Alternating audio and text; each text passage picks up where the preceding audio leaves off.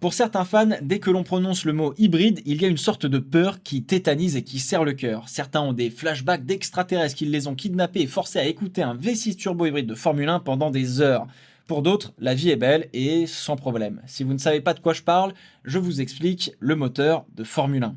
Je vous avais déjà fait une vidéo il y a quelques temps pour expliquer ce fameux V6 turbo hybride de Formule 1, mais je vous avoue que ça me tente bien de vous la refaire. Aujourd'hui, on parle d'unité de puissance et non plus de moteur en Formule 1. Unité de puissance ou moteur, c'est le machin là qui fait avancer la voiture.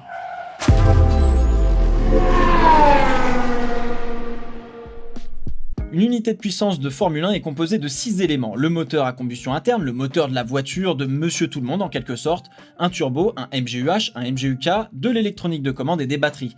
Tu mets tout ça dans un saladier, tu mélanges et paf, ça fait un magnifique moteur de Formule 1. Sauf que c'est un petit peu plus compliqué que ça. Le moteur à combustion interne fonctionne avec des pistons dans des cylindres qui font un mouvement vertical par la combustion du mélange air-essence provoqué par une étincelle.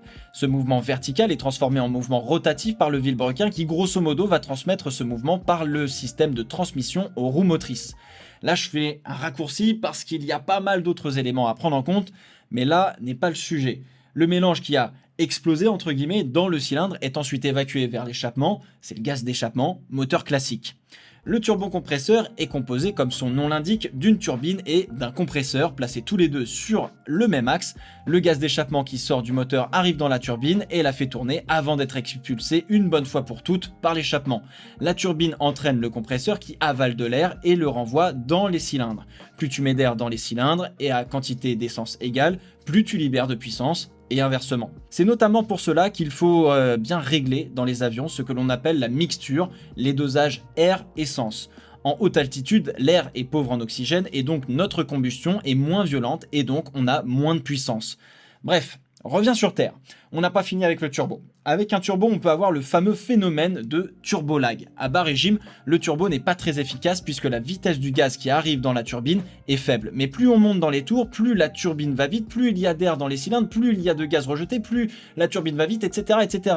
La puissance arrive plus vite au fur et à mesure que le moteur tourne plus vite. Cela demande une sacrée maîtrise en matière de pilotage et c'est aussi ce qui faisait l'art d'Ayrton Senna qui tapotait la pédale des gaz pour essayer de conserver le régime moteur suffisamment haut et avoir la puissance tout de suite.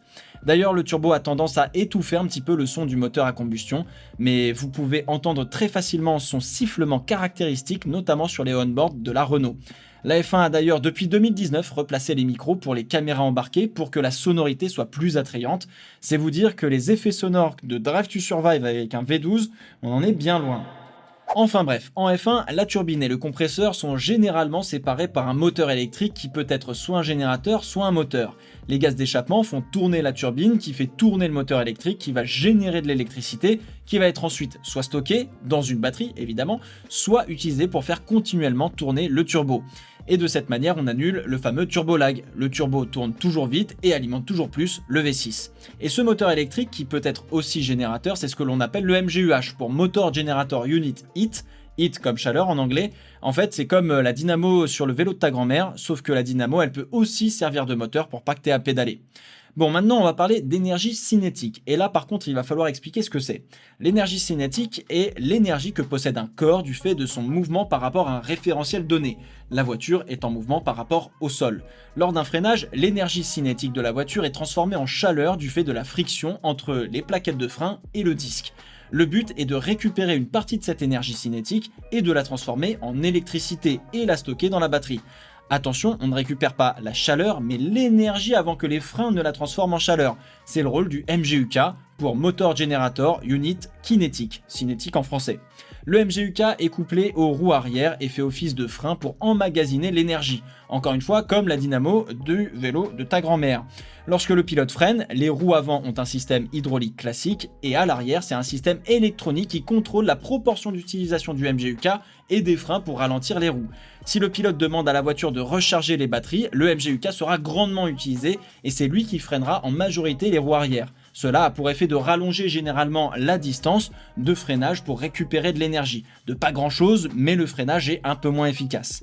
Inversement, sur un tour d'attaque, le MGU-K ne sera pas l'élément qui freinera le plus, mais les freins traditionnels. Le freinage devrait alors être un peu plus efficace. Autrement dit, si l'électronique foire, c'est très compliqué de continuer à rouler. L'électronique de commande permet de gérer tous les éléments qu'on vient de voir pour qu'ils interagissent de la bonne manière et à la convenance du pilote pour aller toujours plus vite. Ce système est pré-réglé au garage avec les ingénieurs pour définir les meilleures zones pour récupérer de l'énergie et les zones pour en dépenser. Le pilote n'a donc pas grand chose à gérer de ce côté, mais possède des modes différents selon ce qu'il a besoin de faire, attaquer ou recharger les batteries. Bon, il y en a plein d'autres, hein, mais ça, on en reparlera, notamment du bouton Overtake qui veut dire dépassement. Lorsque vous entendez l'acronyme ERS pour Energy Recovery System, on parle de l'ensemble des éléments qui récupèrent de l'énergie pour la redistribuer en puissance. La F1 est aussi un sport de recherche et de développement. En ce sens, la FIA a voulu faire avancer la technologie des F1 à partir de 2014. Bien que l'argument de l'écologie me paraît peu pertinent dans ce genre de sport orienté sur du sprint plutôt que de l'endurance, les unités de puissance aujourd'hui sont les plus efficientes de la planète. On consomme que dalle pour la puissance que l'on obtient. Et ça, c'est beau. La technologie de la F1 concernant la motorisation n'a pas été avant-gardiste, on ne l'a pas découvert avec la F1, mais elle a fortement contribué au développement et l'amélioration de la technologie hybride. Malheureusement, sa complexité ne s'est pas retrouvée dans nos voitures, comme le MGUH ou même dans des voitures de sport. Seule la Mercedes Project One aura une version de route de ce moteur de F1. Toutes les autres hypercars hybrides que l'on connaît ont une technologie qui date d'avant 2014 et qui équivaut au KERS.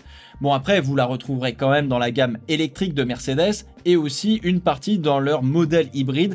Pour le reste, c'est pas incroyable puisque les constructeurs se dirigent en majorité vers le full électrique. Le pari de la FIA est plutôt perdant sur cette technologie qui reste trop loin des véhicules de série, qui déçoit ses utilisateurs et qui étouffe la sonorité qui faisait incontestablement l'un des plus gros attraits de ce sport. Sans compter que l'on a vu l'émergence de la plus grande domination de l'histoire de la Formule 1, ce qui a tendance à lasser légèrement après 7 années, même si derrière on a eu un sacré spectacle. Ces moteurs qui ont coûté une fortune à développer ont coulé un bon nombre d'écuries de moyenne classe et pourtant il y a encore quelques années, 2021 devait être l'année du changement de motorisation. On change de proprio et de fusil d'épaule et hop, la nouvelle réglementation porte sur l'aéro, autre mal de la décennie, tellement les voitures ont été incapables de se dépasser de manière spectaculaire. Bref, on ne reviendra pas sur ces moteurs avant 2026 et la prochaine piste se nomme biocarburant pour avoir une motorisation similaire mais dont le carburant serait 100% renouvelable et là pour le coup ce serait plus simple de transférer vers les voitures de Monsieur Tout-le-Monde. Toto Wolff a dit lui-même, la F1 est un spectacle mais est-ce vraiment le cas ?